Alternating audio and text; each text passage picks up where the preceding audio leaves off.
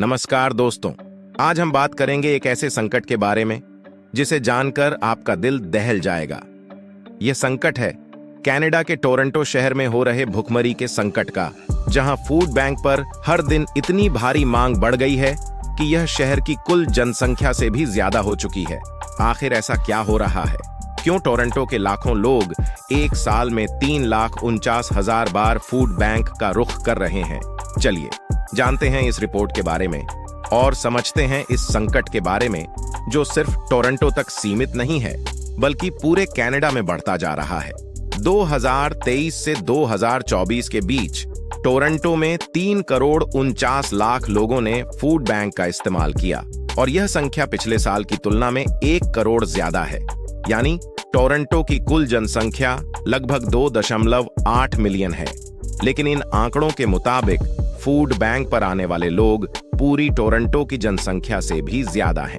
Nail Hetherington, daily bread food bank के CEO ने कहा, यह कल्पना से बाहर है कि फूड बैंक का इस्तेमाल करने वालों की संख्या अब टोरंटो की पूरी जनसंख्या से ज्यादा हो चुकी है।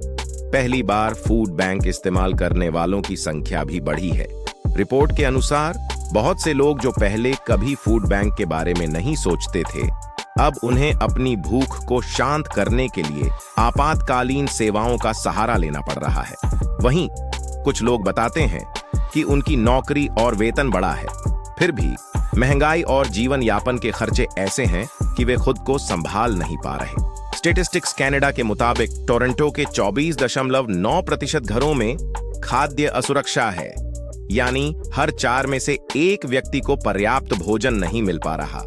1/3 लोग पूरे दिन भूखे रहते हैं और आधे लोग अपनी जरूरी चीजों को खरीदने के लिए खाना छोड़ देते हैं। फूड बैंक के इस्तेमाल में बढ़ोतरी का कारण सिर्फ भोजन की कीमतें नहीं है, बल्कि गरीबी का बढ़ता स्तर भी है।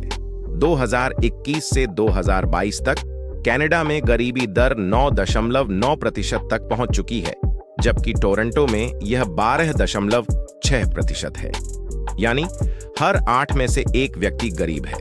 रिपोर्ट में एक और दिलचस्प बात सामने आई है। नवप्रवासी लोगों का फूड बैंक पर निर्भरता बढ़ी है। 32% फूड बैंक उपयोगकर्ताओं ने 10 साल से कम समय पहले कनाडा में कदम रखा था। इनमें से ज्यादातर लोग 2 साल के भीतर कनाडा आए हैं। रिहाइश की बढ़ती कीमतें और खाद्य महंगाई इस बढ़ोतरी का मुख्य कारण है। इसके अलावा लगभग 30% फूड बैंक अब ऐसे लोगों को भी मदद नहीं दे पा रहे जो मदद के लिए आ रहे हैं, क्योंकि उनके पास खाद्य सामग्री खत्म हो गई है। फूड बैंक उपयोगकर्ताओं की महीने की औसत आय केवल $1,265 है, जबकि टोरंटो में एक व्यक्ति के लिए गरीबी रेखा $2,397 है। इसका मतलब इन लोगों को अपनी आवश्यकताओं के लिए $7.77 प्रतिदिन बचते हैं।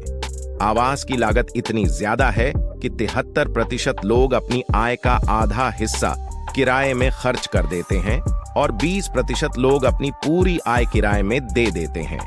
रिपोर्ट के अनुसार यह संकट सार्वजनिक सेवाओं, इंफ्रास्ट्रक्चर और सामाजिक आवास में दशकों से हो रही उपेक्षा के कारण है। हर फूड बैंक का दौरा एक नीति की विफलता को दिखाता है। रिपोर्ट में कहा गया है, हम सभी सरकारों से अपील करते हैं कि वे गरीबी और खाद्य असुरक्षा को समाप्त करने के लिए ठोस और दीर्घकालिक समाधान खोजें। मिसिसॉगा के सिटी काउंसिल ने हाल ही में खाद्य असुरक्षा को आपातकाल घोषित किया है। रिपोर्ट के अनुसार 2019 में 1 में 37 लोग फूड बैंक का उपयोग कर रहे थे, जबकि अब यह 1 में 13 हो गया है। इस साल फूड बैंक ने 9 मिलियन पाउंड से ज्यादा खाद्य सामग्री वितरित की, जो पिछले साल से 55% ज्यादा है। आपको यह देखकर हैरानी हो सकती है कि एक विकसित देश में भूखमरी और गरीबी इतनी बड़ी समस्या बन चुकी है।